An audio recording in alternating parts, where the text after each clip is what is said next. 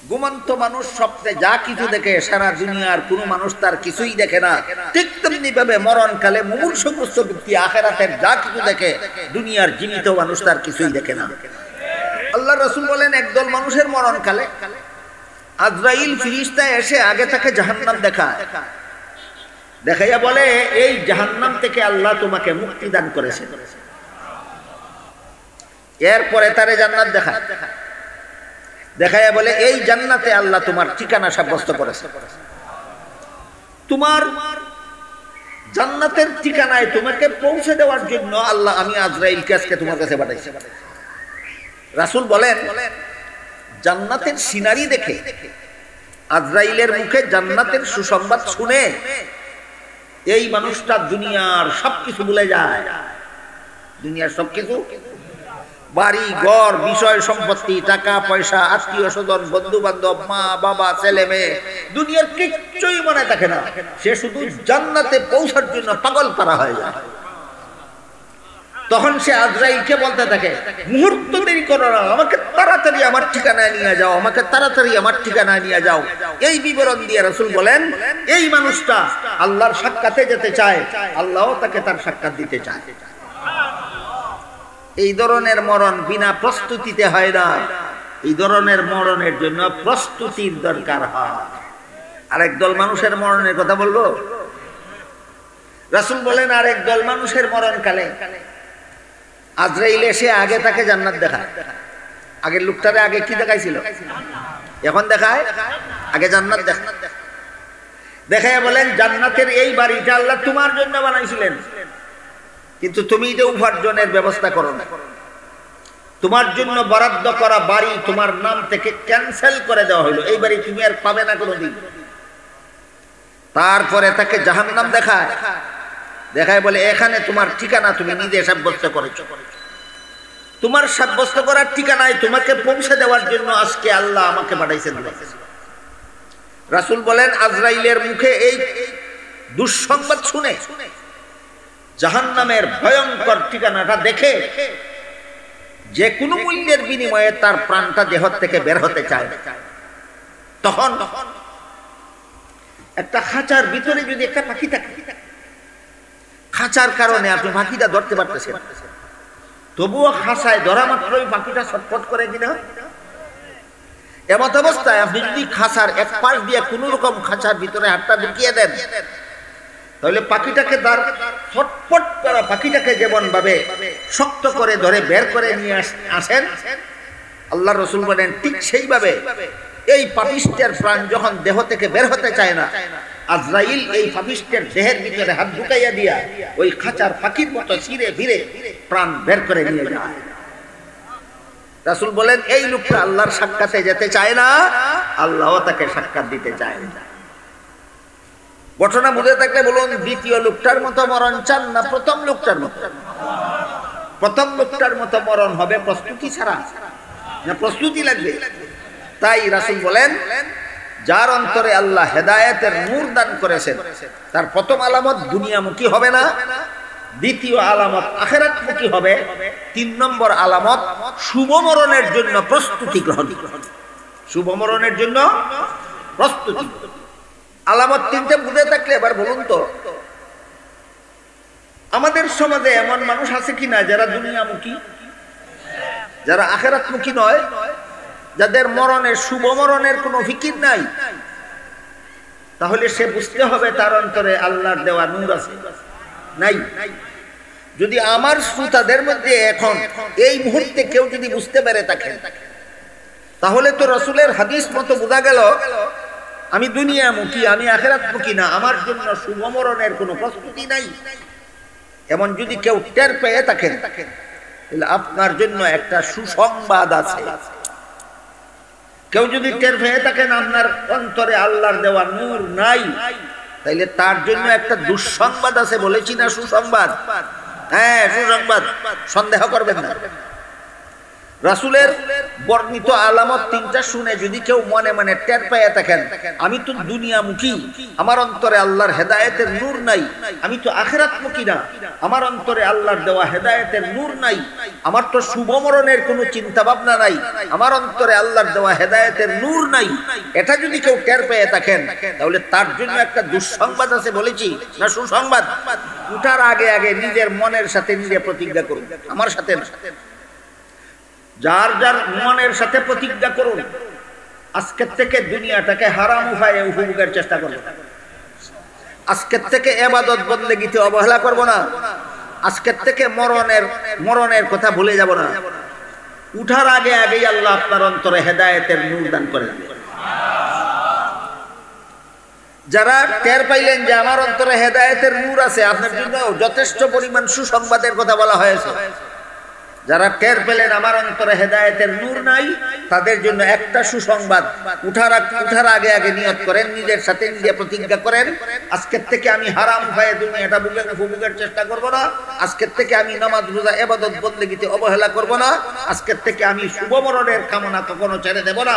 আপনি বসা আছেন, উঠার আগেই আল্লাহ আপনার অন্তরে হেদায়েতের নূর দান করে দেবেন।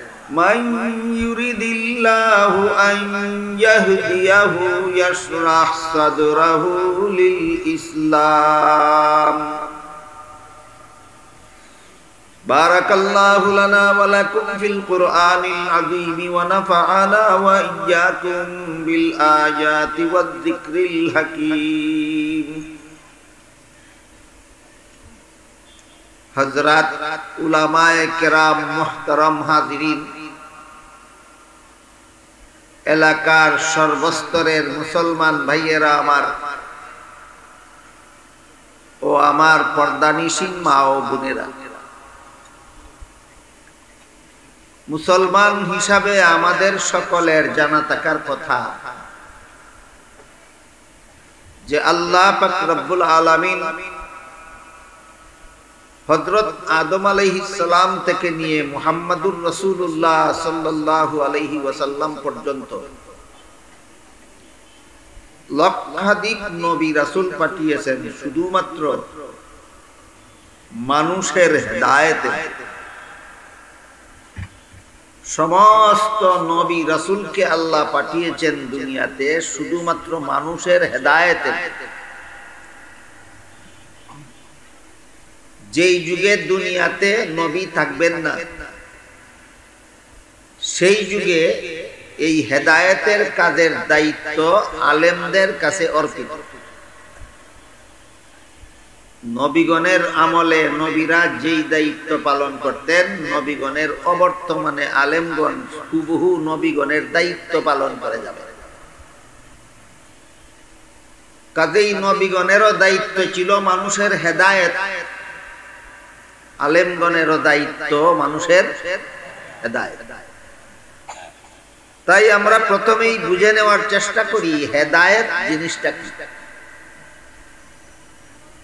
যে কারণে আল্লাহ এত সব নবী রাসূল পাঠাইলেন, যে হেদায়েতের কারণে আল্লাহ লক্ষ লক্ষ কোটি কোটি আলেম দুনিয়াতে কিয়ামত পর্যন্ত পাঠাতে থাকবেন। এই হেদায়েত জিনিসটা কি?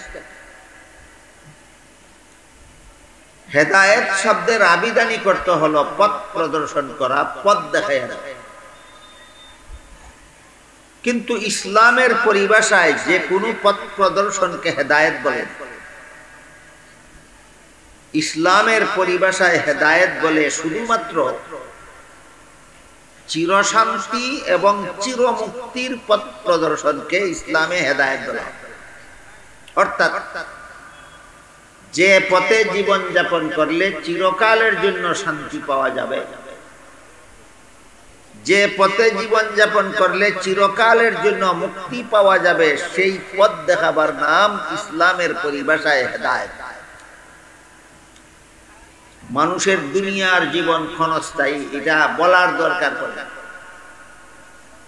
দুনিয়াতে আসলে পরে প্রতিটি মানুষ নিজে নিজেই বুঝে নিতে পারে যে এটা আমার ক্ষণস্থায়ী জগৎ, এখানে আমি চিরকাল থাকতে পারি।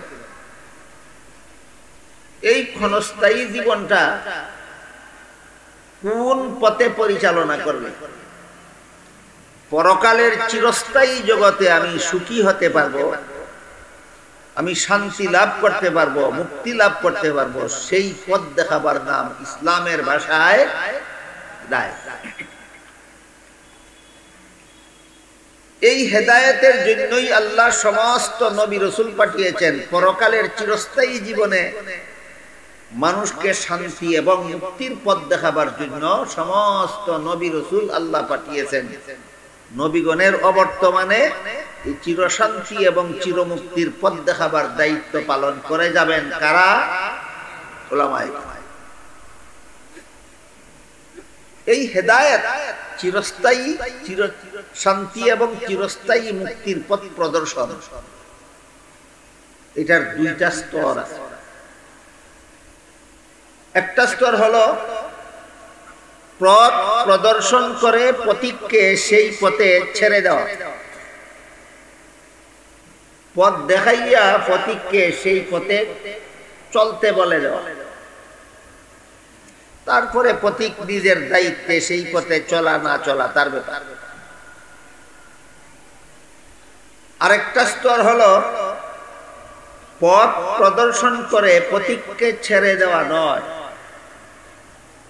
বরং পথ প্রদর্শনের পর পথিকের হাত ধরে গন্তব্যস্থল পর্যন্ত পৌঁছে দেওয়া। ইসলামের পরিভাষায় যেই জিনিসটার নাম হেদায়েত, এটার দুইটা স্তর আছে, একটা প্রাথমিক হেদায়েত, একটা চূড়ান্ত হেদায়েত। প্রাথমিক হেদায়েত হলো শুধু পথটা দেখাইয়া দেওয়া, আর চূড়ান্ত হেদায়েত হলো গন্তব্যস্থল পর্যন্ত পৌঁছে দেওয়া। পার্থক্যটা কি বুঝতে পারলেন আপনারা? কোন পথে আমরা জীবন যাপন করলে দুনিয়াতে পরকালের চিরস্থায়ী জীবনে চিরশান্তি এবং চিরমুক্তি লাভ করতে পারবো, সেই পথটা দেখাইয়া দেওয়ার নাম প্রাথমিক হেদায়েত, আর সেই পথে পরিচালিত করার নাম চূড়ান্ত হেদায়েত। প্রাথমিক পর্যায়ের হেদায়েত আল্লাহ নবীগণের মাধ্যমে, আসমানি কিতাবগুলির মাধ্যমে, আলিম উলামাদের মাধ্যমে সমস্ত জগৎবাসীকেই করে থাকে। দুনিয়াতে এমন কোন মানুষ নাই যাকে আল্লাহ এই প্রাথমিক স্তরের হেদায়েত করেন না, পথ প্রদর্শন করেন। সমস্ত দুনিয়াবাসী, সর্বকালের সমস্ত দুনিয়াবাসীকেই আল্লাহ জান্নাত লাভ করার পথ দেখাইয়া দেন, জাহান্নাম থেকে বাঁচার পথ দেখাইয়া দেন। কিন্তু পরকালীন চিরস্থায়ী জীবনের শান্তি এবং মুক্তির পথ দেখাবার পর দুনিয়ার বেশিরভাগ মানুষ দুনিয়ার তুচ্ছ স্বার্থের লোভে সেই পথ গ্রহণ করে না। অতি অল্প সংখ্যক মানুষ আল্লাহর প্রদর্শিত পথ গ্রহণ করতে রাজি থাকে। বুঝে থাকলে বলুন, আল্লাহ যে পথ সমস্ত মানুষকে দেখান, সেই পথ সব মানুষে গ্রহণ করতে রাজি হয় না বেশিরভাগ মানুষ রাজি হয় না? বেশিরভাগ মানুষ রাজি হয়।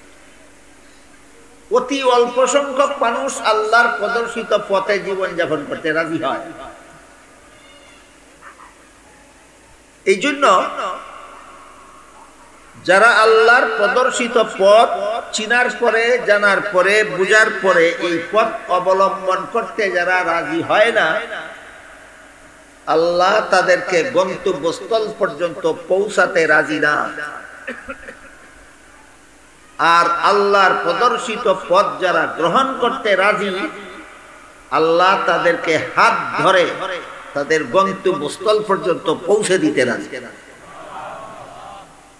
এই কথাটা মনে রাখলে আমি যে আয়াতের অংশ তিলাওয়াত করেছি তার তাফসীর বুঝা আপনাদের জন্য সহজ হবে ইনশাআল্লাহ। একটা আয়াতের অংশ তিলাওয়াত করেছি, এর তাফসীরটা আপনাদের শোনাবার জন্য, কারণ আপনারা অনুষ্ঠানের নাম দিয়েছেন তাফসীরুল কুরআন মহাসম্মেলন। এই জন্য যে আয়াতের অংশটা আমি আপনাদের সামনে তিলাওয়াত করেছি, এই অংশের তাফসীরটা আপনাদের শোনাতে চাই। আর তাফসীরটা বোঝার জন্য এই প্রাথমিক কথাটা আপনাদের সামনে রাখলাম। আবার বলি কেউ যেন ভুলে না যায়, এর আলোকে আমরা আয়াতের তাফসীরটা বুঝতে হবে। দুনিয়ার ক্ষণস্থায়ী জীবন কোন পথে পরিচালনা করলে আখিরাতের চিরস্থায়ী জীবনে শান্তি এবং মুক্তি পাওয়া যাবে, সেই পথ দেখাইয়া দেওয়ার নাম হেদায়েত। এটার দুইটা স্তর। একটা হলো পথ দেখাইয়া ফতিককে ছেড়ে দেওয়া, চলা না চলা তার ইচ্ছার উপর ছেড়ে দেওয়া। আর একটা হলো পথ দেখাইয়া তাকে গন্তব্যস্থল পর্যন্ত পৌঁছাইয়া দেওয়া। প্রথম স্তরের হেদায়েত আল্লাহ সমস্ত দুনিয়ার মানুষকেই দেখাইয়া দেয়, নবীগণের মাধ্যমে, আসমানি কিতাবের মাধ্যমে, অলিগণের মাধ্যমে, আলিমগণের মাধ্যমে। বলুন তো, নমরুদকে আল্লাহ পরকালের চিরস্থায়ী জীবনের শান্তি এবং মুক্তির পথ দেখাইছিলেন কিনা? ফেরাউনকেও দেখাইছেন, আবু জাহালকে, আবুল হাবকেও দেখাইছেন। এইভাবে সারা দুনিয়ার সমস্ত মানুষকেই আল্লাহ চিরশান্তির পথ দেখান, চিরমুক্তির পথ দেখান। আল্লাহর প্রদর্শিত সেই পথটা চিনার পরে, জানার পরে, বুঝার পরে অধিকাংশ মানুষ সেই পথটা গ্রহণ করতে চায় না। ক্ষণস্থায়ী জীবনের তুচ্ছ ভোগ বিলাসের লোভে আল্লাহর প্রদর্শিত চিরস্থায়ী সুখ শান্তির পথ গ্রহণ করতে চায় না, ক্ষণস্থায়ী জীবনের তুচ্ছ ভোগ বিলাসের লোভে। এরা কত বড় বুদ্ধিমান, যারা চিরস্থায়ী শান্তির পথে চলতে চায় না, ক্ষণস্থায়ী ভোগ বিলাসের লোভে। এরা কি বুদ্ধিমান না চরম বোকা? এইরকম বোকার ভূমিকা পালন করে দুনিয়ার অধিকাংশ মানুষ।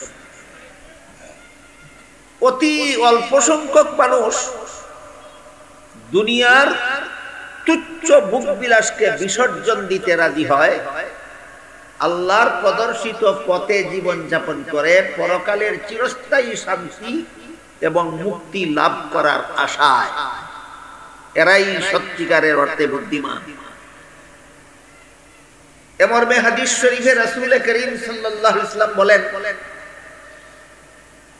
আল কাইয়িসু মান দানা নাফসাহু ওয়া আমিলা লিমা বাদাল মাউত, আও কামা ক্বালা আলাইহিস সালাতু ওয়াসসালাম। বুদ্ধিমান সেই ব্যক্তি যে তার প্রবৃত্তিকে নিয়ন্ত্রণে রাখতে পারে। দুনিয়ার তুচ্ছ ভোগ বিলাসের লোভে যে পাগল হয় না, দুনিয়ার তুচ্ছ ভোগ বিলাসের লোভে যে পাগল হয় না, বরং পরকালের চিরস্থায়ী সুখ শান্তি আর ভোগ বিলাসের জন্য যারা দুনিয়াতে কাজ করে, এরাই বুদ্ধিমান। এদের মতো বুদ্ধিমান জগতে আর কেউ না। বুঝে থাকলে বলেন, দুনিয়ার কিছুদিনের ভোগ বিলাসের জন্য পরকালের চিরস্থায়ী শান্তির পথ যারা ছেড়ে দেয়, এরা বুদ্ধিমান না বোকা। আর পরকালের চিরস্থায়ী সুখ শান্তির জন্য দুনিয়ার কিছু সামান্য ভোগ বিলাসের লালসা যারা ছেড়ে দেয়, এরা বোকা না বুদ্ধিমান? এরাই হলো বুদ্ধিমান। আখিরি জমানায় বিভিন্ন হাদিসে উল্লেখ আছে, আখিরি জমানায় বুকারা নিজেদেরকে বুদ্ধিমান বলে দাবি করবে আর বুদ্ধিমানদেরকে বুকা বলে বদনাম করবে। আপনারা ঠিক এই জমানাতেই দুনিয়াতে আছেন, যেই জমানায় বুকারা নিজেদেরকে বুদ্ধিমান বলে দাবি করে আর বুদ্ধিমানদেরকে বলে বুকা।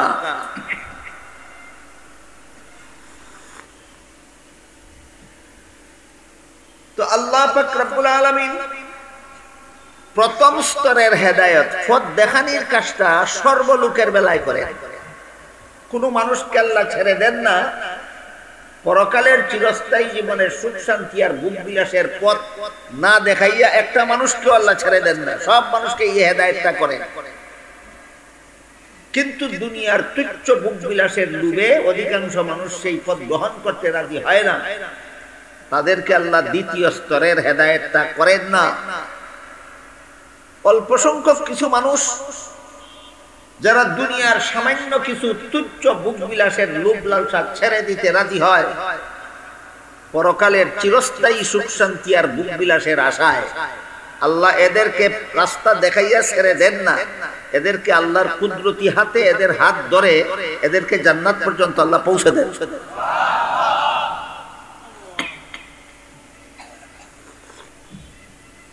এই কথাটা বুঝলে এবং মনে রাখলে এবার আয়াতের অংশের তাফসীরটা বোঝা আপনাদের জন্য সহজ হবে ইনশাআল্লাহ।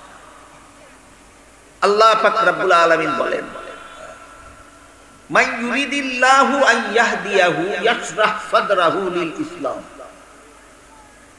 আল্লাহ যাদেরকে দ্বিতীয় স্তরের হেদায়েত করতে চান, দেখেন আগের কথা না বুঝলে এখন আর বুঝবেন না কিছু। এই একটু আগে যা বললাম মনে না রাখলে এখন আর বুঝবেন না। আল্লাহ বলেন, আল্লাহ যাকে দ্বিতীয় স্তরের হেদায়েত করতে চান, বলুন তো আগের কথা বুঝে থাকলে মনে থাকলে দ্বিতীয় স্তরের হেদায়েত করতে চান মানে আল্লাহর কুদরতি হাতে যার হাত ধরে গন্তব্যস্থলে পৌঁছে দিতে চান। এই অর্থে আল্লাহ বলেন, মান ইউরিদিল্লাহু আইয়াহদিয়াহু, আল্লাহ যাকে দ্বিতীয় স্তরের হেদায়েত করতে চান তার অন্তরকে ইসলামের জন্য খুলে দেন, তার অন্তরকে ইসলামের জন্য খুলে দেন।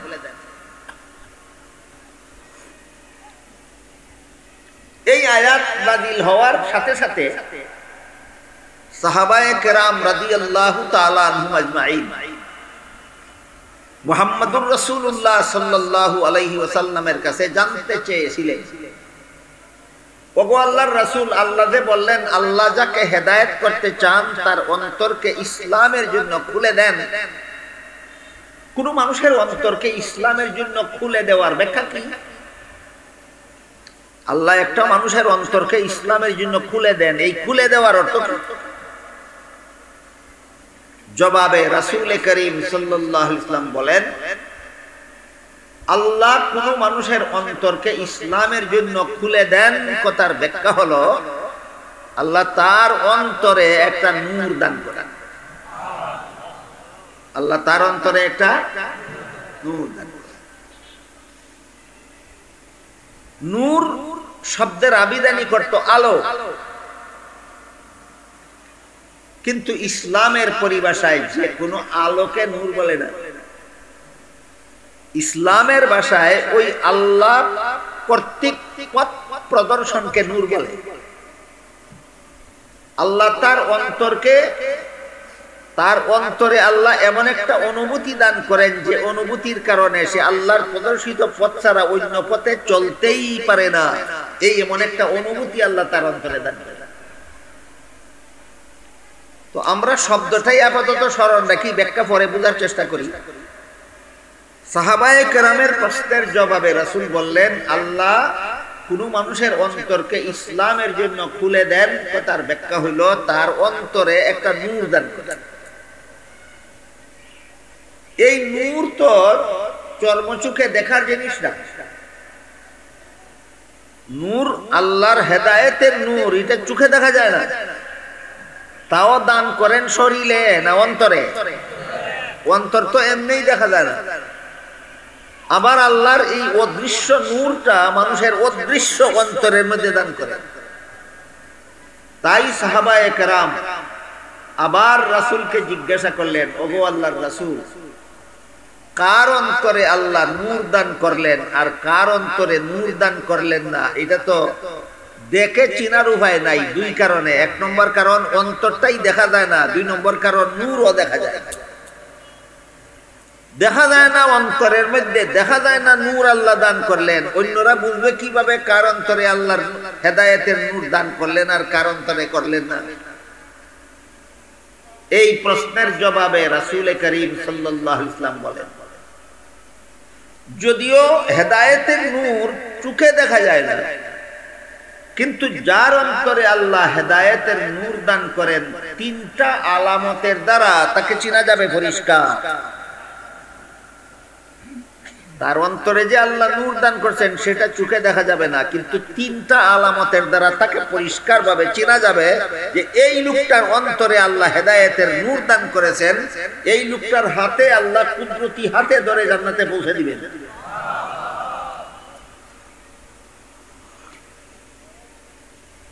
সাহাবায়ে কেরাম জিজ্ঞাসা করলেন, তাহলে আলামত তিনটা কি?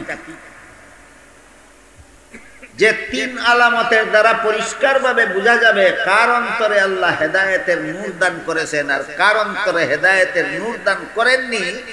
আলামত তিনটা কি কি? জবাবে রাসূল করিম সাল্লাল্লাহু আলাইহি ওয়াসাল্লাম বলেন, 3 আলামতের প্রথম আলামত হলো যার অন্তরে আল্লাহ হেদায়েতের নূর দান করেছেন সে দুনিয়ামুখী হবে না। 1 নম্বর আলামত দুনিয়ামুখী হবে। দুনিয়ামুখী হবে না কথার ব্যাখ্যা, দুনিয়াটাকে অন্যায়ভাবে উপভোগের চেষ্টা করবে, দুনিয়াটাকে অন্যায়ভাবে উপভোগের চেষ্টা করবেন। হালাল উপায়ে দুনিয়াতে যা কিছু পায় তাই ভোগ করবে, তাই ব্যবহার করবে। দুনিয়াতে কোনো হারাম কোনো কিছু উপভোগ করবে দূরের কথা, উপভোগের চেষ্টাও করবে না। বুঝে থাকলে বলুন, দুনিয়ামুখী হবে না কথার অর্থ দুনিয়ার কোন জিনিস হালাল উপায়ে উপভোগ করবে না, করবে। তাইলে দুনিয়ামুখী হবে না কথার ব্যাখ্যা দুনিয়ার কোনো কিছু হারাম উপায়ে ব্যবহার করবে। কথা বুঝে থাকলে বলুন তো, আপনারা যে সমাজে বাস করেন এই সমাজে কিছু মানুষ চোর আছে কিনা? কিছু ডাকাত, কিছু জবরদখলকারী, কিছু ছিনতাইকারী, কিছু লোক মানুষের সম্পদ অন্যায়ভাবে আত্মসাৎকারী, কিছু সুদখোর, কিছু ঘুষখোর, কিছু মদখোর, কিছু গাঞ্জাখোর, কিছু জিনাখার, কিছু বদমাশ, কিছু সন্ত্রাসী, কিছু খুনি। এরা দুনিয়াটাকে ন্যায়সঙ্গতভাবে উপভোগ করে না। তাইলে তার অন্তরে হেদায়েতের নূর আছে, ক্লিয়ার কথা, পরিষ্কার। দুনিয়াটাকে অন্যায়ভাবে উপভোগের যত পথ পদ্ধতি পন্থা আছে, কোনো না কোনো উপায়ে দুনিয়াটাকে হারাম উপায়ে যারা উপভোগের চেষ্টা চালায়, প্রমাণ হয়ে গেল তোমার অন্তরে আল্লাহর দেওয়া হেদায়েতের নূর নাই। তোমাকে আল্লাহ বেহেশতের পথ দেখাইয়া দিবেন, কিন্তু তোমার হাতে ধরে আল্লাহ জান্নাতে পৌঁছাবেন না।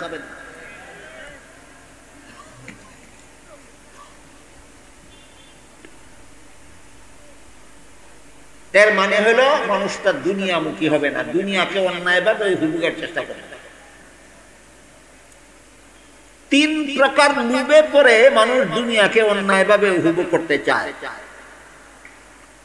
3 প্রকার লোভে পড়ে মানুষ দুনিয়াকে অন্যায়ভাবে উপভোগ করতে চায়। এই 3টা লোভ আমাদের চেনা দরকার।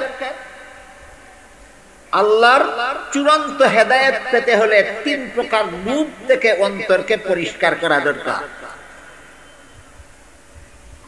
যে 3 প্রকার লোভে মানুষ দুনিয়াকে অন্যায়ভাবে উপভোগের চেষ্টা চালায়, এই 3টা লোভের নাম হলো যথাক্রমে হুব্বে জাহ, হুব্বে মাল, হুব্বে নিসওয়ান।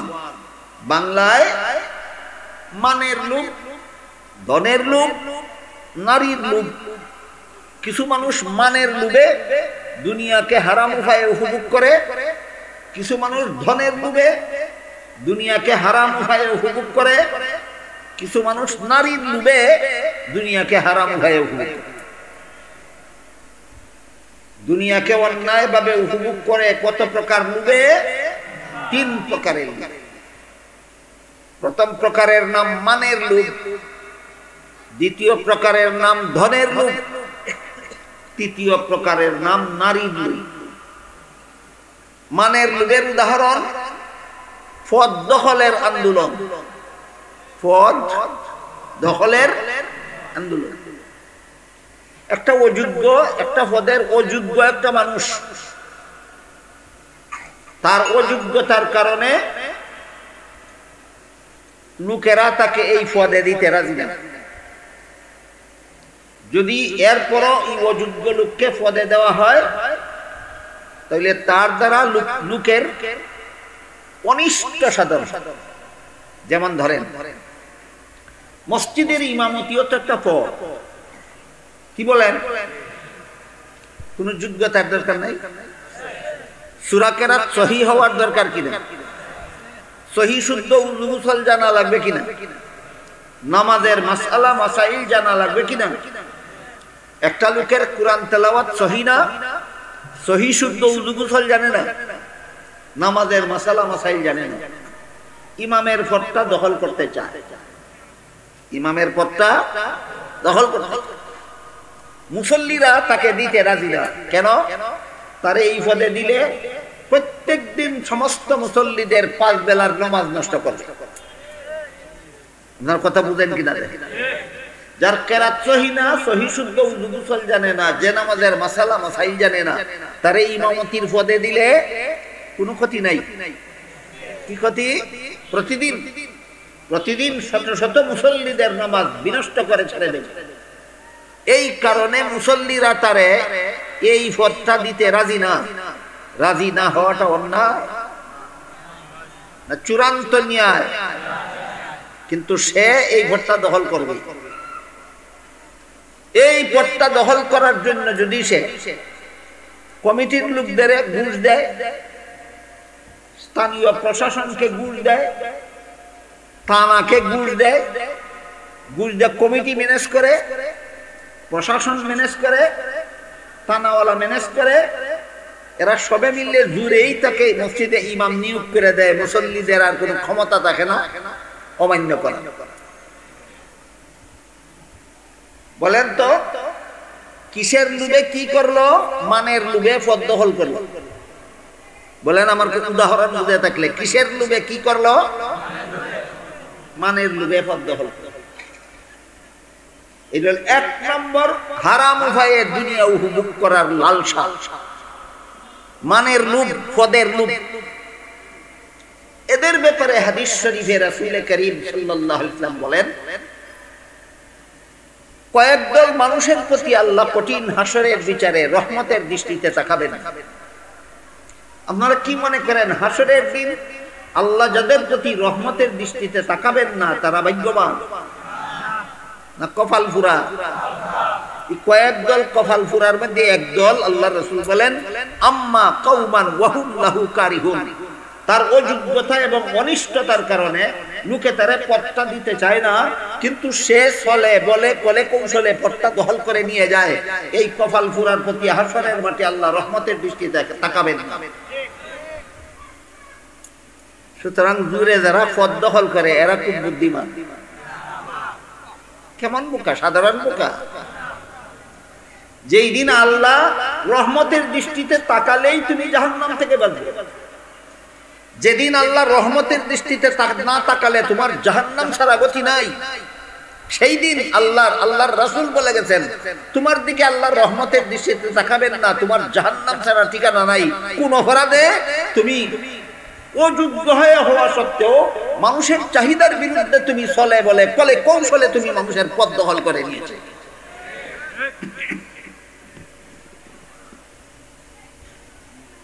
কাজে এমন বদ অভ্যাস যদি আমাদের কেউ কারো থাকে, তাহলে বুঝতে হবে আমার অন্তরে হেদায়েতের নূর আছে। যারা নাই বলেছেন আমি আশ্বস্ত হইলাম, তাহলে তো আপনারা আমার কথা বুঝতে পেরেছেন। গেল 3 প্রকার দুনিয়ার লোভের। 1 নম্বর মানের লোভ, পদের লোভ।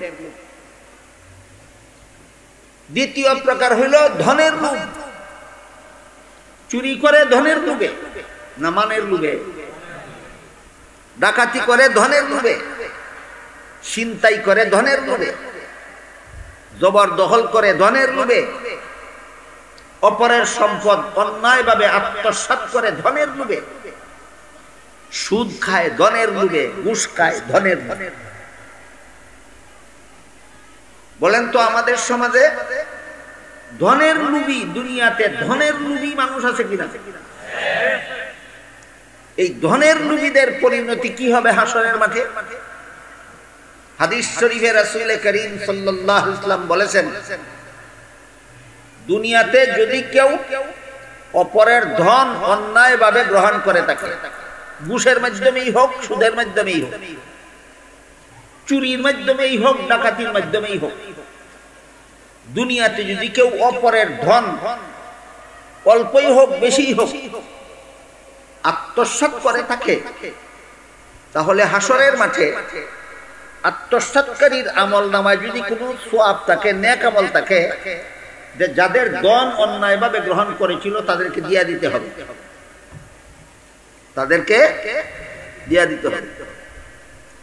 আর যদি এদের নিজের কোনো নেক আমল না থাকে, তাহলে যাদের মাল চুরি করেছিল, যাদের মাল ডাকাতি করেছিল, যাদের মাল জুড়ে দখল করেছিল, যাদের কাছ থেকে সুদ খাইছিল, যাদের কাছ থেকে ঘুষ খাইছিল সারা জীবনে, এদের সকলের গুনাহ নিজে নিয়া জাহান্নামে গিয়া নিজের গুনার শাস্তিও ভোগ করতে হবে, আর এই সমস্ত লোকের শাস্তিও জাহান্নামে তাকে ভোগ করতে হবে। এরা কত বড় বুদ্ধিমান! আমি কি আপনাদেরকে কথা বুঝাইতে পারতেছি? বুঝে থাকলে বলুন, যারা পরার মাল চুরি করে তারা কত বড় বুদ্ধিমান।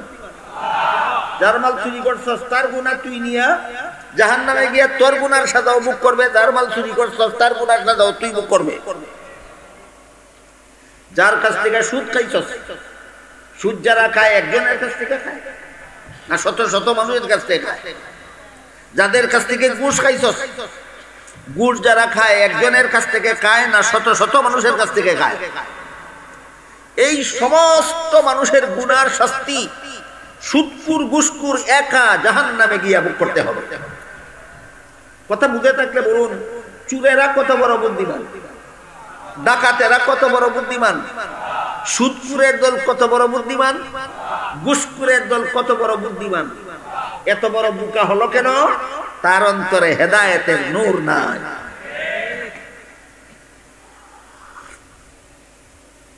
গেল 2 নম্বর দুনিয়া লুগির উদাহরণ। 3 নম্বর দুনিয়ার লোক। 3 নম্বর লোকটা কোনটা? নারীর লোক। নারীকে অন্যায়ভাবে উপভোগের লোক। হাদিস শরীফে রাসূল করিম সাল্লাল্লাহু আলাইহি ওয়াসাল্লাম বলেছেন, নারীকে অন্যায়ভাবে উপভোগের পদ্ধতি আছে 6টা। কোন ভিন্ন পুরুষের জন্য ভিন্ন নারীকে উপভোগের পদ্ধতি আছে 6টা। একটা চোখের দ্বারা দেখে দেখে উপভোগ, একটা মুখের দ্বারা ফালতু কথা বলে উপভোগ, একটা কানের দ্বারা ফালতু কথা শুনে উপভোগ, একটা হাতের দ্বারা টাচ করে উপভোগ, একটা পায়ের দ্বারা সান্নিধ্যে গিয়ে উপভোগ, আর একটা লজ্জাস্থানের দ্বারা মিলিত হয়ে উপভোগ। রাসূল বলেছেন, নারীকে অন্যায়ভাবে উপভোগের পদ্ধতি কটা? 1 নম্বর চোখের দ্বারা, 2 নম্বর মুখের দ্বারা, 3 নম্বর কানের দ্বারা, 4 নম্বর হাতের দ্বারা, 5 নম্বর পায়ের দ্বারা, 6 নম্বর লজ্জাস্থানের দ্বারা।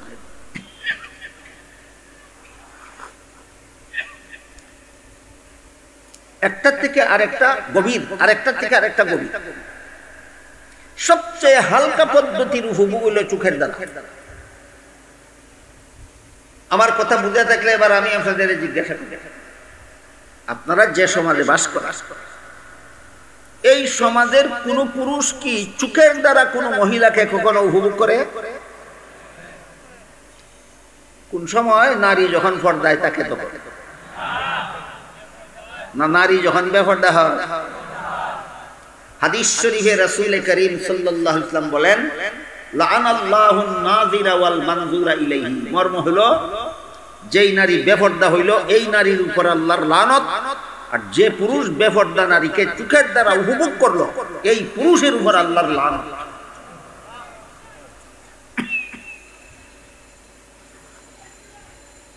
রাসূলের হাদিস বুঝে থাকতে বলুন, আপনারা যে সমাজে বাস করেন এই সমাজে কোন নারীর উপর আল্লাহর লানত আছে? আপনারা যে সমাজে বাস করেন এই সমাজের কোন পুরুষের উপর আল্লাহর লানত আছে? কিসের লোভে ফিরা লানত গ্রহণ করলো? এই হলো উদাহরণ। আজকের মতো শুধু 6 পদ্ধতির একটা বললাম, বাকিটা বলতে গেলে রাত হয়ে যাবে, এইখানেই বাকি কথা শেষ হবে।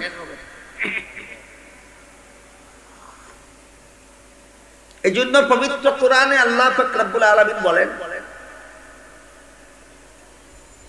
কুল লিল মুমিনিনা ইয়াগুদ্দু মিন আবসারিহিম ওয়া ইয়াহফাযু ফুরুজাহুম। হে রাসূল করিম সাল্লাল্লাহু আলাইহি ওয়াসাল্লাম, আপনি মুমিন মুসলমান পুরুষদেরকে বলে দিন তারা যেন চোখের দ্বারা কোনো নারীকে উপভোগ না করে,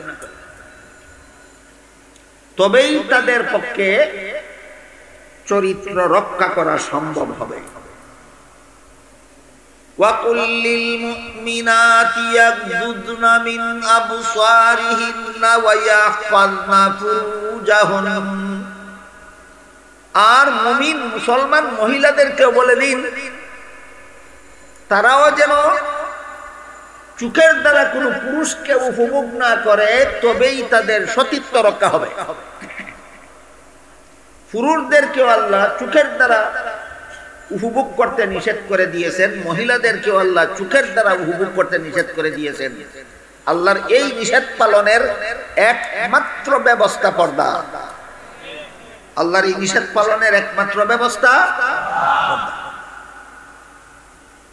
বুঝে থাকলে বলেন, আপনারা যে সমাজে বাস করেন এই সমাজে পর্দা কতজনের আছে আর বেপর্দা কতজন আছে?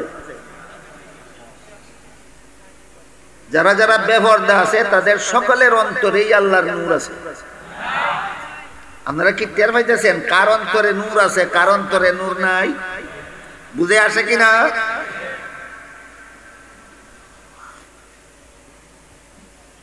এই চোখের দ্বারা পথে ঘাটে হাটে মাঠে শহরে বন্দরে যেখানে সেখানে উপভোগ করার জন্য নারীর লুগিরা একটা মজার স্লোগান আবিষ্কার করেছে, কৌশল। নারী লুগিরা নারীদেরকে যেখানে সেখানে চোখের দ্বারা উপভোগ করার সুযোগ গ্রহণ করার জন্য একটা মুখরোচক স্লোগান সমাজে চালু করেছে। সেটা হলো নারী পুরুষের সমান অধিকার চা। বলেন তো আপনাদের সমাজের কোন মানুষ নারী পুরুষের সমান অধিকার চাই বলে কিনা? বলে না? বলে না?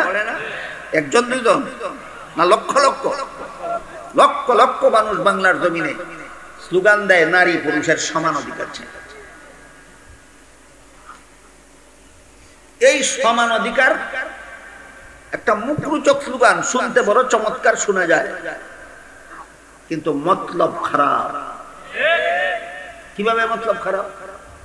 যদি নারী পুরুষের অধিকার সমান হয়ে যায় তাহলে পুরুষরা যেভাবে ফতেঘাটে চলতে বুরকা লাগে না, নারীদের ফতেঘাটে চলতে বুরকা লাগবে না, যেহেতু সমান অধিকার। পুরুষও বেপর্দা হয়ে রাস্তায় বের হবে, নারীও বেপর্দা হয়ে রাস্তায় বের হবে। বাস চোখের দ্বারা হুকের ব্যবস্থা হয়ে গেল। তাহলে যারা নারী পুরুষ সমান অধিকার চাই স্লোগান দেয়, এরাও দুনিয়া লুবি। Serial number 3। এদের সিরিয়াল নম্বর কত? 3। প্রসঙ্গক্রমে আপনাদের মনে রাখা দরকার, আল্লাহ পাক রব্বুল আলামিন নারীদেরকে পুরুষের সমান নয়, অগ্রাধিকার প্রদান করেন। ভালো রকম মনে রাখুন, জীবনভর আল্লাহ নারীকে পুরুষের সমান অধিকার দিয়েছেন না অধিক বেশি অধিকার দিয়েছেন? পুরুষের অধিকার বেশি না নারীর অধিকার বেশি? তুমি সমান চাও কেন বোকা? ইসলামের বিধানে পুরুষের উপর নারীদের অগ্রাধিকার অথবা একচেটিয়া অধিকার দেওয়া হয়েছে। তুমি সমান চাও, তুমি নারীকে জিতাইলা না ঠকাইলা? যারা নারী পুরুষের সমান অধিকারের দাবি করে এরা নারীরে ঠগাইল। এরা শুধু কোরআনের দুশমন নয়, এরা শুধু ইসলামের দুশমন নয়, এরা নারীর অধিকারেরও দুশমন। একটু বোঝার চেষ্টা করেন ইসলাম নারীকে পুরুষের উপর অগ্রাধিকার কিভাবে দেয়। ইসলামের বিধানে কোনো বাবার ঘরে যদি একটা ছেলে সন্তান জন্ম হয়, এই ছেলেকে লালন পালন করা বাবার দায়িত্ব হয়। কতদিন? ছেলেটা নাবালক থাকবে। যতদিন ছেলে সাবালক হয়ে গেলে এই ছেলেকে লালন পালন করার কোনো দায়িত্ব ইসলামের বিধান মতে বাবার নাই। যদি কোনো বাবা সাবালক ছেলেকে লালন পালন করে, সেটা হবে ছেলের প্রতি বাবার দয়া। কিন্তু এই বাবার ঘরে যদি কোনো মেয়ে সন্তান জন্ম হয়, সাবালক নাবালক কোনো প্রশ্ন নাই, যতদিন পর্যন্ত মেয়ের বিয়ে না হবে ততদিন পর্যন্ত মেয়েকে লালন পালন করা বাবার দায়িত্ব হয়। এবার বুঝে থাকলে বলুন তো, বাবার সম্পত্তির দ্বারা জীবনের শুরুতেই বাবার সম্পদের দ্বারা লালিত পালিত হওয়ার অধিকার ছেলে মেয়ের সমান না? বললে হাঁটা কি? মেয়ের অগ্রাধিকার, মেয়ের অগ্রাধিকার, ছেলের উপর মেয়ের অগ্রাধিকার। সুতরাং যারা যারা সমান অধিকার চাই বলে এরা হয়তো চূড়ান্ত বুকা আর না হয় চরম বাটপার।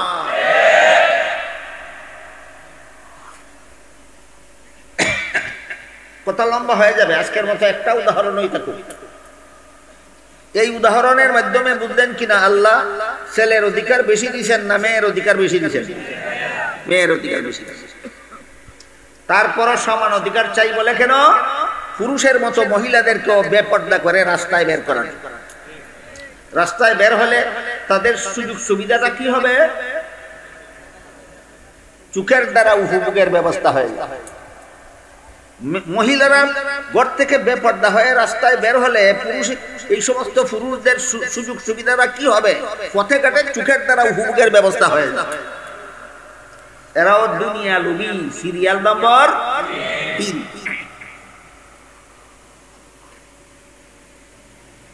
এই 3 প্রকার লোভে পড়ে মানুষ দুনিয়ামুখী হয়। মানের লোভে পড়ে দুনিয়ামুখী হয়, ধনের লোভে পড়ে দুনিয়ামুখী হয়, নারীর লোভে পড়ে দুনিয়ামুখী হয়।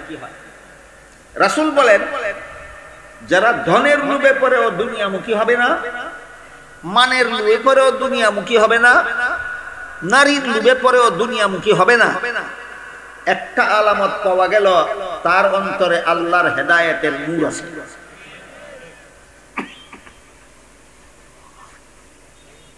এরপরে রাসূল বলেন যার অন্তরে আল্লাহ প্রদত্ত হেদায়েতের নূর আছে তাকে চিনার 2 নম্বর আলামত। 1 নম্বর আলামত মনে রাখবেন, ভুলে যাবেন না, সে দুনিয়ামুখী হবে না।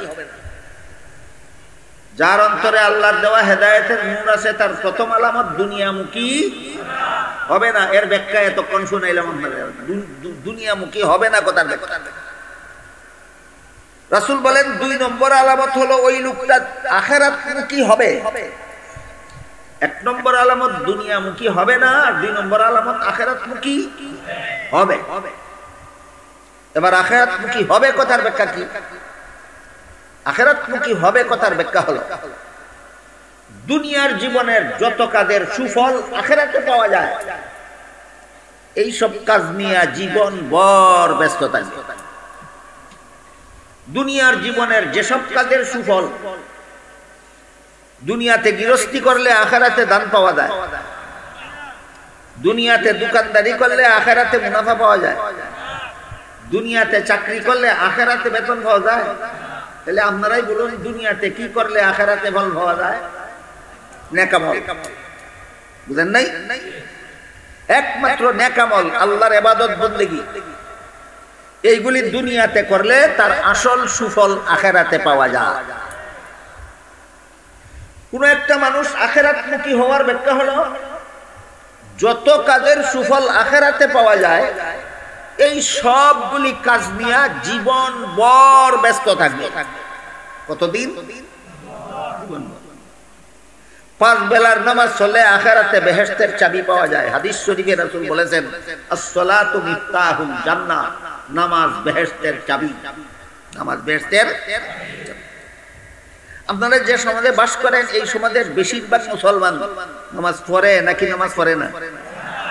নামাজ পড়ে না, না পড়ে কি বোঝাতে চায়? বুঝাতে চায় রাসূল আমাকে বেহেশতের চাবি দিলেন মেরাজের রাত্রে, আল্লাহর কাছ থেকে এনে দিলেন। নামাজ রাসূল আল্লাহর কাছ থেকে কবে এনেছিলেন? উম্মতের জন্য। মেরাজের রাত্রে রাসূল আল্লাহর কাছ থেকে শেষ পর্যন্ত 5 বেলার নামাজ এনে উম্মতকে দিয়ে বললেন বেহেশতের চাবি দিলাম। আল্লাহর কাছ থেকে মেরাজের রাত্রে রাসূল 5 বেলার নামাজ এনে উম্মতকে দিয়ে বললেন কি দিলাম? এখন যে নামাজ পড়তে চায় না সে কি বুঝাতে চায়? বুঝাতে চায় নবী আপনি আমাকে বেহেশতের চাবি দিলেও আমি নেই না। আপনি আমাকে বেহেশতের চাবি দিতে চান, আমি নেব না। নবীর শানে এর চেয়ে বড় বেয়াদবি আর কিছু হতে পারে না। নবী বলেন তোরে বেহেশতের চাবি দিলাম, এ কয় আমি নেই না।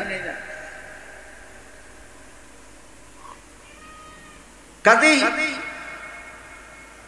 যারা নামাজ পড়তে চায় না এরা আখিরাতমুখী নয়। যারা রোজা রাখার ইচ্ছা নাই, সমাজের চাপে পড়ে রাখে, এরা আখিরাতমুখী নয়। রাসূল যে হাদিস শরীফে বলেছেন, যাদের অন্তরে আল্লাহ হেদায়েতের নূর দান করেছেন, তাদের 2 নম্বর আলামত এরা আখিরাতমুখী হবে। আখিরাতমুখী হবে কথার ব্যাখ্যাই হলো, যত কাজের সুফল আখিরাতে পাওয়া যায় তত কাজ নিয়ে জীবন ভর ব্যস্ত থাকবে। এই কাজগুলি হলো আল্লাহর ইবাদত বন্দেগী। আল্লাহর ইবাদত বন্দেগী কতদিন করবে? জীবন ভর আল্লাহর ইবাদত বন্দেগী নিয়ে ব্যস্ত থাকবে। মরণ পর্যন্ত 5 বেলার নামাজ যত্ন সহকারে আদায় করবে। মরণ পর্যন্ত রমজান শরীফের রোজা সযত্নে রাখবে। ধনী হলে মরণ পর্যন্ত প্রতি বছর যাকাত দিতে থাকবে। সামর্থ্যবান হলে কমপক্ষে জীবনে একবার হজ করবেই করবে। এইভাবে যত নেক আমল আছে সবগুলি নেক আমল মরণ পর্যন্ত অনবরত করতে থাকবে। ওই সমস্ত লোক যাদের অন্তরে আল্লাহ হেদায়েতের নূর দান করেছেন, এটা হইল তার 2 নম্বর আলামত। কত নম্বর আলামত? 2 নম্বর আলামত। অনবরত আল্লাহর ইবাদত বন্দেগীতে লিপ্ত থাকলে আখিরাতে একটা পুরস্কার পাওয়া যাবে, মরণকালে আরেকটা পুরস্কার পাওয়া যাবে, মরণের আগে 3টা পুরস্কার পাওয়া যাবে।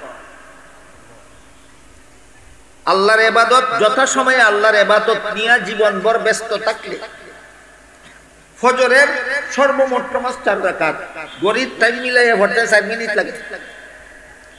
যোহরের সর্বমোট নামাজ 10 রাকাত, গরিব টাইম মিলাইয়া পড়তে 10 মিনিট লাগে। আসরের সর্বমোট নামাজ 8 রাকাত, গরিব টাইম মিলাইয়া পড়লে 8 রাকাত লাগে। মাগরিবের সর্বমোট নামাজ 5 রাকাত, গরিব টাইমে 5 মিনিট লাগে। এশার সর্বমোট নামাজ 13 রাকাত, গরিব টাইম মিলিয়ে পড়লে 13 রাকাত লাগে, 13 মিনিট লাগে। এই কয়েক মিনিট সময় যদি তুমি 5 বেলার নামাজ নিয়ে ব্যস্ত থাকো সারা দিন, না কয়েক মিনিট, আর বাকি দিন রাত 24 ঘন্টা তুমি তোমার সংসারের কাজ নিয়ে ব্যস্ত থাকো। মাত্র ফজরের সময় 4 মিনিট সময় আল্লাহর জন্য দাও, যোহরের সময় 10 মিনিট সময় দাও, আসরের সময় 8 মিনিট সময় দাও, মাগরিবের সময় 5 মিনিট সময় দাও, এশার সময় 13 মিনিট সময় দাও। এইভাবে যত ইবাদত আছে এগুলির সময় খুব কম লাগে, আর বাকি সব অধিকাংশ সময় আল্লাহ মানুষের সংসারের কাজের জন্য ছেড়ে দিয়েছেন।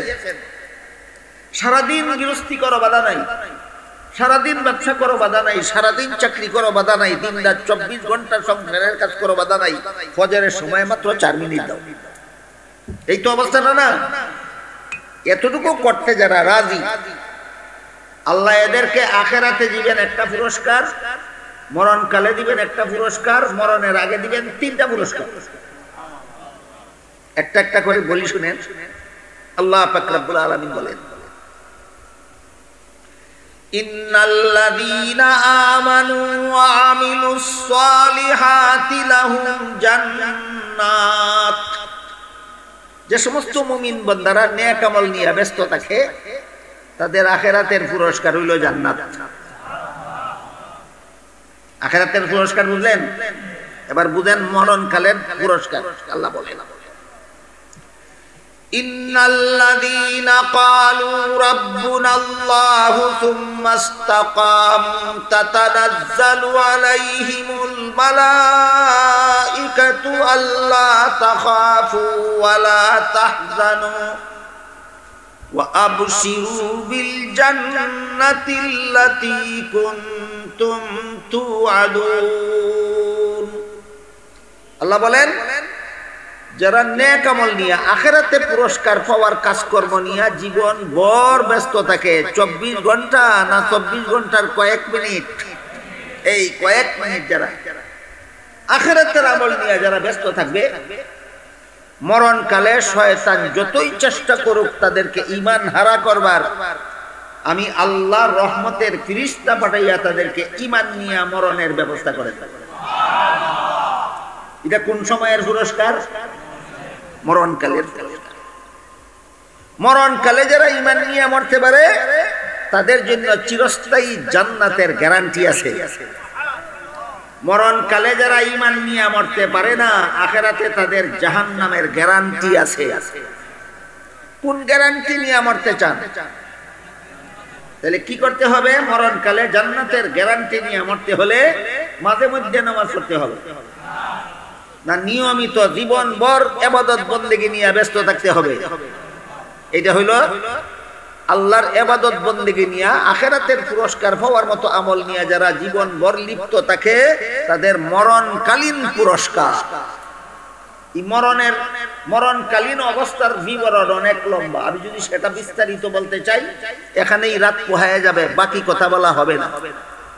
এই জন্য অতি সংক্ষেপে বললাম আজকের মতো, যারা ইবাদত বন্দেগী নিয়ে জীবনভর ব্যস্ত থাকে তাদের মরণকালীন পুরস্কার হলো ঈমান নিয়ে মরণ নসিব হবে।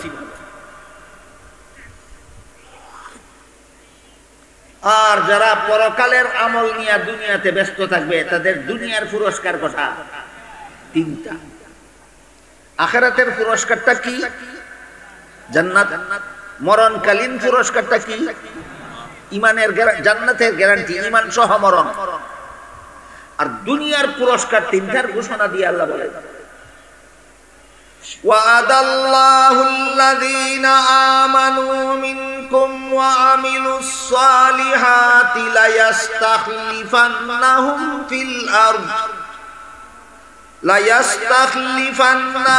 في الأرض كما استخلف الذين من قبلهم وَلَيُمَكِّنَنَّ لَهُمْ دِينَهُمُ الَّذِي ارْتَضَىٰ لَهُمْ وَلَيُبَدِّلَنَّهُم مِّن بَعْدِ خَوْفِهِمْ أَمْنًا يَعْبُدُونَنِي لَا يُشْرِكُونَ بِي شَيْئًا وَمَن كَفَرَ بَعْدَ ذَلِكَ فَأُولَٰئِكَ هُمُ الْفَاسِقُونَ।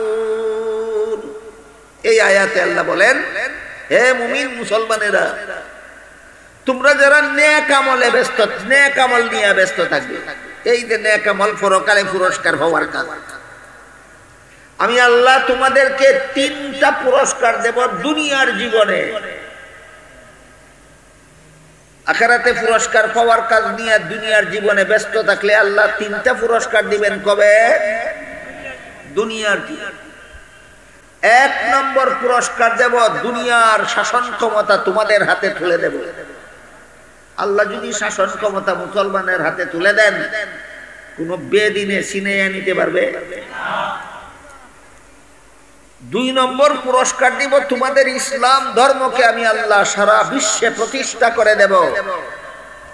আল্লাহ যদি ইসলাম ধর্মকে প্রতিষ্ঠা করে দেন, কেউ মুছে ফেলতে পারবে। তিন নম্বর পুরস্কার, সন্ত্রাসীদের হামলা থেকে আমি আল্লাহ তোমাদেরকে দুনিয়াতে নিরাপদ করে দেব। কটা হইল? তিনটা। এই তিন পুরস্কার কিসের? নেক আমলের। কোন জীবনে? দুনিয়ার। তাই হাদিস শরীফে রাসূল বলেন, আল্লাহ যার অন্তরে হেদায়েতের নূর দান করেছেন তাকে চিনা যাবে তিন আলামতের দ্বারা। প্রথম আলামত, সে দুনিয়ামুখী হবে না। দুই নম্বর আলামত, সে পরকালমুখী হবে, আখিরাতমুখী হবে। বুঝলেন কিনা? আখিরাতমুখী হওয়ার ব্যাখ্যা, মাঝে মধ্যে নামাজ রোজা করবে না, সময় মতো সবগুলি করবে। ফজরের সময় আসলে ফজরের নামাজ পড়বে, জোহরের সময় আসলে জোহরের নামাজ পড়বে, ডেলি 5 বেলার নামাজ পড়বে। কতদিন পর্যন্ত? হ্যাঁ, জীবনের শেষ মুহূর্ত পর্যন্ত। এটা গেল 2 নম্বর আলামত। রাসূল বলেন 3 নম্বর আলামত হলো, যার অন্তরে আল্লাহ হেদায়েতের নূর দান করেছেন সে মরণের জন্য প্রস্তুতি গ্রহণ করে। আপনাদের মনে প্রশ্ন জাগতে পারে, মরণের জন্য যদি আমি প্রস্তুতি গ্রহণ না করি তাহলে কি সময় মতো মরণ হবে না? না হইলে তো আরো ভালো, আমি প্রস্তুত হইতাম না, মরণ হইতো না। এমন চালাক মানুষের অভাব নাই সমাজে। মেহরবানি করে আমি আর কয়েক মিনিটে কথা শেষ করে দেব, দয়া করে কেউ উঠা বসা করবেন, দয়া করে কেউ উঠা বসা, বেশি কয়েক মিনিটে শেষ করে দেব। কাজেই মরণের জন্য প্রস্তুতিকরণের ব্যাখ্যা কি? যেমন ভাবে দুনিয়ামুখী না হওয়ার একটা বিশেষ ব্যাখ্যা আছে, আখিরাতমুখী হওয়ার একটা ব্যাখ্যা আছে, তেমনি ভাবে মরণের জন্য প্রস্তুতি গ্রহণের একটা ব্যাখ্যা আছে। এই ব্যাখ্যাটা রাসূলের দুইটা হাদিস থেকে পরিষ্কার হয়। এক হাদিসে রাসূল করিম সাল্লাল্লাহু আলাইহি ওয়াসাল্লাম বলেন, যেই ব্যক্তি আল্লাহর সাথে সাক্ষাৎ লাভ করতে চায়, আল্লাহ তাকে সাক্ষাৎ দান করতে চায়। কিন্তু আমাদের সমাজের মুসলমানদের মধ্যে ব্যাপকভাবে আল্লাহর সাক্ষাৎ জিনিসটা কি, এর দ্বারা আমার কি উপকার, এই ধারণাও না। আল্লাহর সাক্ষাৎ বলতে জিনিসটা কি, এর দ্বারা আমার উপকারটা কি, এই ধারণাও নাই। এই জন্য আগে ধারণাটা ঠিক করি, তারপরে কথাটা বুঝে আসবে। হাদিস শরীফে উল্লেখ আছে, জান্নাতীরা জান্নাতে যত রকমের নিয়ামত উপভোগ করবে, এই সমস্ত নিয়ামতের উপভোগে যত আনন্দ পাবে, এক মুহূর্তের জন্য আল্লাহকে দেখার আনন্দ হবে তার চেয়েও বেশি। এটার নাম ওই আল্লাহর সাক্ষাৎ। মুহূর্তের জন্য আল্লাহকে দেখা, এটাই আল্লাহর সাক্ষাৎ। কি উপকার? জান্নাতের সমস্ত নিয়ামত উপভোগের আনন্দের চেয়েও বেশি আনন্দ। এই জন্য আল্লাহ পাক রব্বুল আলামিন পরকালে সমস্ত মুমিন বান্দাকে চাক্ষুষভাবে দেখা দেবেন। এটাকে বাংলায় আল্লাহর সাক্ষাৎ বলা হয়, ফার্সিতে দিদারে এলাহি বলা হয়, আল্লাহর সাক্ষাৎ। এখন শুনেন, হাদিস শরীফে রাসূল বলেন, যে ব্যক্তি আল্লাহর সাক্ষাৎ চায়, আল্লাহ তাকে সাক্ষাৎ দিতে চায়। এই কথা বলা মাত্রই উম্মুল মুমিনিন নবীর বিবি আয়েশা রাদিয়াল্লাহু তাআলা আনহা প্রশ্ন করে বসলেন, ওগো আল্লাহর রাসূল, আপনাদের বললেন যে আল্লাহর সাক্ষাৎ চায়, দুনিয়ার জীবনে তো আল্লাহর সাক্ষাৎ পাওয়া যাবে না, আল্লাহর সাক্ষাৎ পাওয়া যাবে তো আখিরাতে। এখানেও একটা জরুরি কথা আছে, আপনাদের সকলের জানা থাকা দরকার। সেটা হলো, দুনিয়াতে আল্লাহর সাক্ষাৎ পাওয়া যাবে না কেন? তার কারণ, মানুষের চোখের মধ্যে যে পরিমাণ পাওয়ার থাকলে আল্লাহকে দেখা যাবে, এই পরিমাণ পাওয়ার দুনিয়ার জীবনে কোনো মানুষকে আল্লাহ দেন না। এই জন্য দুনিয়াতে কেউ আল্লাহর সাক্ষাৎ পাবে না, দুনিয়াতে আল্লাহকে কেউ দেখতে পারে।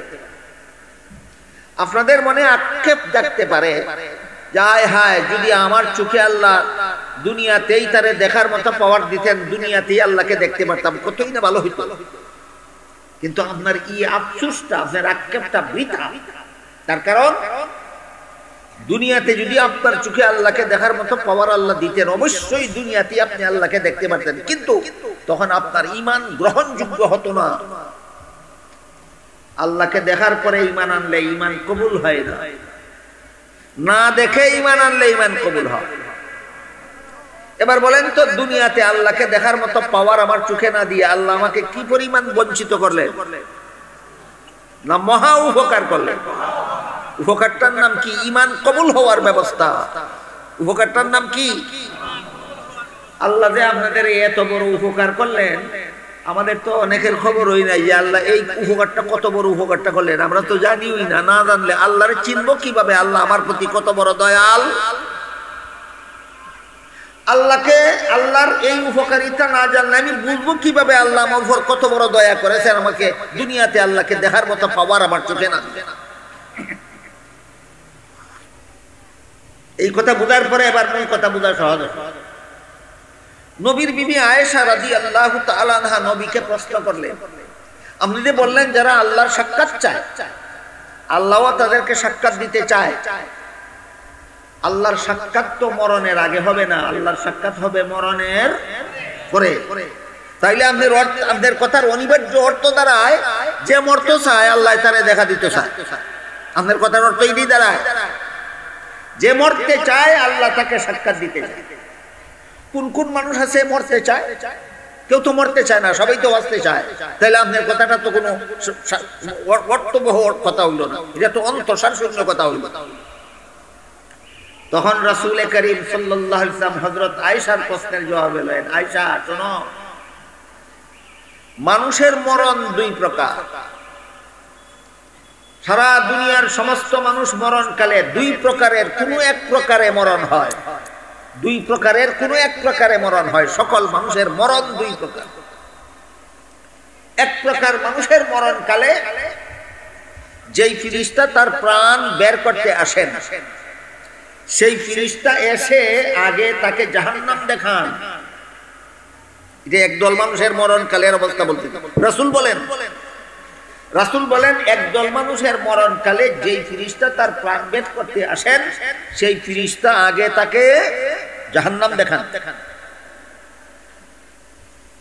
এখানে এসে অনেকের প্রশ্ন যায়, মুমূর্ষগ্রস্ত ব্যক্তিটাকে যে আজরাইলে জাহান্নাম দেখাইলো, আমি তো তার পাশে বসা ছিলাম, আমি দেখলাম না কেন? প্রশ্ন জাগে কিনা? এই প্রশ্নের জবাব আল্লাহ কুদরতিভাবে সারা দুনিয়ার মানুষকে বুঝার ব্যবস্থা একসাথে করে দিছে। সেটা কিভাবে? আপনি ঘুমিয়ে আছেন আপনার খাটে, আপনার পালঙ্কে, আর আপনার বিবি সাহেব আপনার পাশে বসা আছে। আপনি ঘুমিয়ে স্বপ্নে দেখলেন আপনি বিদেশ চলে গেলেন 50 লক্ষ টাকা চাকরি পাইয়া, মাসে মাসে 50 লাখ টাকা দিয়া সোনা রূপা গয়না ফাতি ধন সম্পদ খরিদ করতেছেন আর লাকিজ ভরতেছেন নিয়ে দেশের।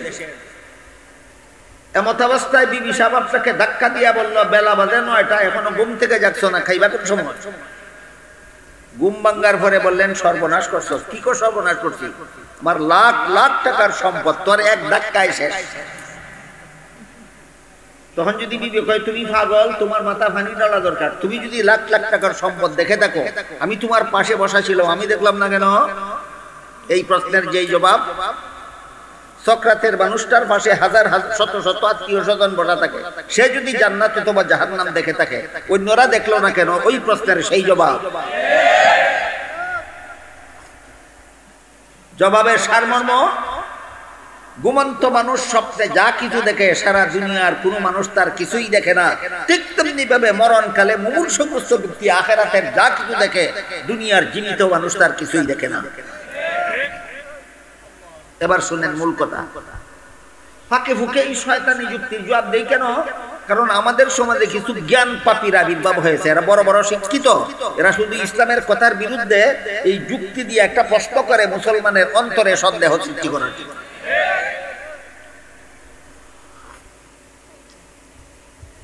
আল্লাহ রাসূল বলেন একদল মানুষের মরণকালে আজরাইল ফিরিস্তা এসে আগে তাকে জাহান্নাম দেখাইয়া বলে, এই জাহান্নাম থেকে আল্লাহ তোমাকে মুক্তি দান করেছে।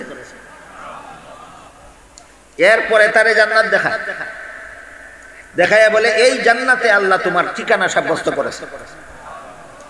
তোমার জান্নাতের ঠিকানায় তোমাকে পৌঁছে দেওয়ার জন্য আল্লাহ আমি আজরাইলকে আজকে তোমার কাছে পাঠাইছি। রাসূল বলেন, জান্নাতের সিনারি দেখে, আজরাইলের মুখে জান্নাতের সুসংবাদ শুনে এই মানুষটা দুনিয়ার সবকিছু ভুলে যায়। দুনিয়ার সবকিছু, বাড়ি ঘর, বিষয় সম্পত্তি, টাকা পয়সা, আত্মীয় স্বজন, বন্ধু বান্ধব, মা বাবা, ছেলে মেয়ে, দুনিয়ার কিচ্ছুই মনে থাকে না। সে শুধু জান্নাতে পৌঁছার জন্য পাগল পারা হয়ে যায়। তখন সে আজরাইলকে বলতে থাকে, মুহূর্ত দেরি করো না, আমাকে তাড়াতাড়ি আমার ঠিকানায় নিয়ে যাও, আমাকে তাড়াতাড়ি আমার ঠিকানায় নিয়ে যাও। এই বিবরণ দিয়ে রাসূল বলেন, এই মানুষটা আল্লাহর সাক্ষাতে যেতে চায়, আল্লাহও তাকে তার সাক্ষাৎ দিতে চায়। এই ধরনের মরণ বিনা প্রস্তুতিতে হয় না। এই ধরনের মরণের জন্য প্রস্তুতির দরকার হয়। আরেক দল মানুষের মরণের কথা বলবো। রাসূল বলেন, আরেক দল মানুষের মরণকালে আজরাইল এসে আগে তাকে জান্নাত দেখায়। আগের লোকটারে আগে কি দেখাইছিল?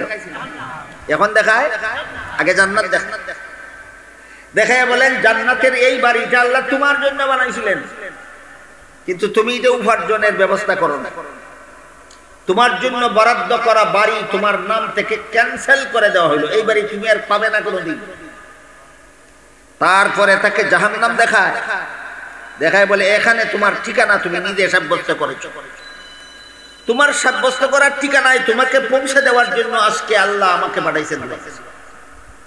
রাসূল বলেন, আজরাইলের মুখে এই দুঃসংবাদ শুনে, জাহান্নামের ভয়ঙ্কর ঠিকানাটা দেখে যে কোনো মূল্যের বিনিময়ে তার প্রাণটা দেহ থেকে বের হতে চায়, তখন একটা খাঁচার ভিতরে যদি একটা পাখি থাকে, খাঁচার কারণে আপনি পাখিটা ধরতে পারতেছেন, তবুও খাঁচায় ধরা মাত্রই পাখিটা ছটফট করে কিনা। এমত অবস্থায় আপনি যদি খাঁচার এক পাশ দিয়ে কোন রকম খাঁচার ভিতরে হাতটা ঢুকিয়ে দেন, তাহলে পাখিটাকে ছটফট করা পাখিটাকে যেমন ভাবে শক্ত করে ধরে বের করে নিয়ে আসেন, আল্লাহ রসুল বলেন ঠিক সেইভাবে এই পাপিষ্টের প্রাণ যখন দেহ থেকে বের হতে চায় না, আজরাইল এই পাপিষ্টের দেহের ভিতরে হাত ঢুকাইয়া দিয়া ওই খাঁচার পাখির মতো ছিঁড়ে ফিরে প্রাণ বের করে নিয়ে যায়। রাসূল বলেন এই লোকটা আল্লাহর সাক্ষাতে যেতে চায় না, আল্লাহও তাকে সাক্ষাৎ দিতে চায় না। ঘটনা বুঝে থাকলে বলুন, দ্বিতীয় লোকটার মতো মরণ চান না প্রথম লোকটার মতো? প্রথম লোকটার মতো মরণ হবে প্রস্তুতি ছাড়া, না প্রস্তুতি লাগবে? তাই রাসূল বলেন, যার অন্তরে আল্লাহ হেদায়েতের নূর দান করেছেন, তার প্রথম আলামত দুনিয়ামুখী হবে না, দ্বিতীয় আলামত আখিরাতমুখী হবে, 3 নম্বর আলামত শুভ মরণের জন্য প্রস্তুতি গ্রহণ। শুভ মরণের জন্য প্রস্তুতি। আলামত 3টে বুঝে থাকলে এবার বলুন তো, আমাদের সমাজে এমন মানুষ আছে কিনা যারা দুনিয়ামুখী, যারা আখিরাতমুখী নয়, যাদের মরণের শুভ মরণের কোনো ফিকির নাই? তাহলে সে বুঝতে হবে তার অন্তরে আল্লাহর দেওয়া নূর আছে নাই। যদি আমার শ্রোতাদের মধ্যে এখন এই মুহূর্তে কেউ যদি বুঝতে পারে থাকে, তাহলে তো রাসূলের হাদিস মতো বোঝা গেল আমি দুনিয়ামুখী, আমি আখিরাতমুখী না, আমার জন্য শুভ মরণের কোনো প্রস্তুতি নাই। এমন যদি কেউ টের পেয়ে থাকেন, তাহলে আপনার জন্য একটা সুসংবাদ আছে। কেউ যদি টের পেয়ে থাকেন আপনার অন্তরে আল্লাহর দেওয়া নূর নাই, তাইলে তার জন্য একটা দুঃসংবাদ আছে। বলেছি না সুসংবাদ? হ্যাঁ, সুসংবাদ, সন্দেহ করবেন না। রাসূলের বর্ণিত আলামত 3টা শুনে যদি কেউ মনে মনে টের পেয়ে থাকেন আমি তো দুনিয়ামুখী, আমার অন্তরে আল্লাহর হেদায়েতের নূর নাই, আমি তো আখিরাতমুখী না, আমার অন্তরে আল্লাহর দেওয়া হেদায়েতের নূর নাই, আমার তো শুভ মরণের কোনো চিন্তা ভাবনা নাই, আমার অন্তরে আল্লাহর দেওয়া হেদায়েতের নূর নাই, এটা যদি কেউ টের পেয়ে থাকেন, তাহলে তার জন্য একটা দুঃসংবাদ আছে। বলেছি না সুসংবাদ? সুসংবাদটা বলেই আমার কথা শেষ। সুসংবাদটা হলো, বসা আছেন, উঠার আগে আগে নিজের মনের সাথে নিজে প্রতিজ্ঞা করুন, আমার সাথে না, যার যার মনের সাথে প্রতিজ্ঞা করুন, আজকের থেকে দুনিয়াটাকে হারাম উপায়ে উপভোগের চেষ্টা করব, আজকের থেকে ইবাদত বন্দেগীতে অবহেলা করব না, আজকের থেকে মরণের কথা ভুলে যাব না। উঠার আগে আগেই আল্লাহ আপনার অন্তরে হেদায়েতের নূর দান করে দেন। যারা টের পাইলেন যে আমার অন্তরে হেদায়েতের নূর আছে, আপনার জন্য যথেষ্ট পরিমাণ সুসংবাদের কথা বলা হয়েছে। যারা টের পেলেন আমার অন্তরে হেদায়েতের নূর নাই, তাদের জন্য একটা সুসংবাদ, উঠার আগে আগে নিয়ত করেন, নিজের সাথে নিজে প্রতিজ্ঞা করেন, আজকের থেকে আমি হারাম হয়ে দুনিয়াটা উপভোগের চেষ্টা করব না, আজকের থেকে আমি নামাজ রোজা ইবাদত বন্দেগীতে অবহেলা করব না, আজকের থেকে আমি শুভ মরণের কামনা কখনো ছেড়ে দেব না। আপনি বসা আছেন, উঠার আগেই আল্লাহ আপনার অন্তরে হেদায়েতের নূর দান করে দেবেন।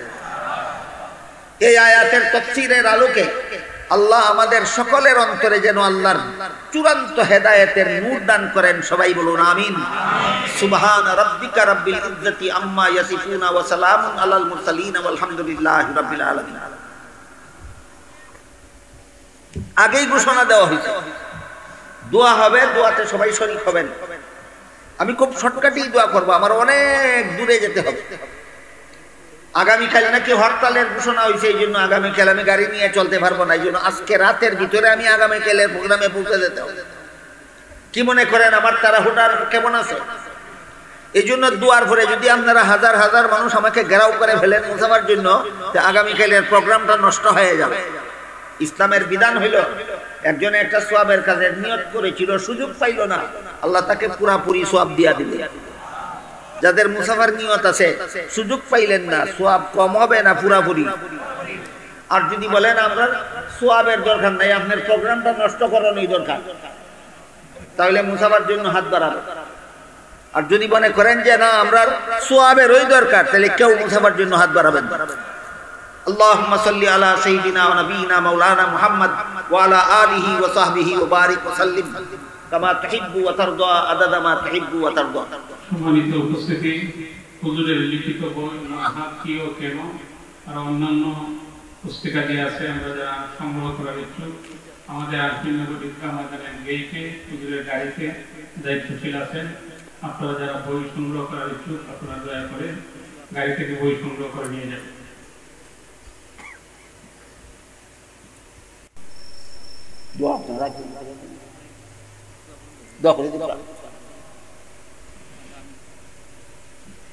اللهم صل على سيدنا ونبينا مولانا محمد وعلى آله وصحبه وبارك وسلم كما تحب وترضى عدد ما تحب وترضى. الحمد لله الذي هدانا لهذا وما كنا لنهتدي لولا أن هدانا الله. ربنا ظلمنا أنفسنا وإن لم تغفر لنا وترحمنا لنكونن من الخاسرين. ربنا آتنا في الدنيا حسنة وفي الآخرة حسنة وقنا عذاب النار. ইয়া আল্লাহ, এই মুবারক সম্মেলনকে কবুল আর মঞ্জুর করে।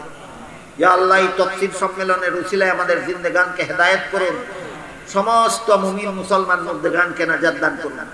ইয়া আল্লাহ, আমার কাছে যারা যত রকমের দোয়ার দরখাস্ত করেছেন প্রত্যেকের নেক দোয়াকে কবুল মঞ্জুর করুন। যারা যত আশা নিয়ে হাত উঠাইলাম প্রত্যেকের নেক বাসনাকে কবুল আর মঞ্জুর করুন। ইয়া আল্লাহ, পবিত্র কালামের এক আয়াতের সামান্য অংশের তাফসীর থেকে যা কিছু আলোচনা হলো, এই তাফসীরের আলোকে আল্লাহ আমাদের জীবন গড়ার তৌফিক দান করুন। ইয়া আল্লাহ, আমরা যেন দুনিয়ামুখী না হই সেই সৌভাগ্য আমাদের দান করুন। আমরা যেন আখিরাতমুখী হই সেই সৌভাগ্য আমাদের দান করুন। ইয়া আল্লাহ, শুভ মরণের জন্য যেন প্রস্তুত থাকতে পারি সেই সাআদত আমাদেরকে দান করুন। ইয়া আল্লাহ, যে সমস্ত উলামায়ে কেরাম বুজুর্গানে দিন মুমিন মুসলমান দুনিয়া থেকে বিদায় হয়ে গেছেন, তাদের কবরকে জান্নাতের বাগান বানিয়ে দিন, তাদেরকে জান্নাতুল ফিরদাউসে ঠিকানা করে দিন।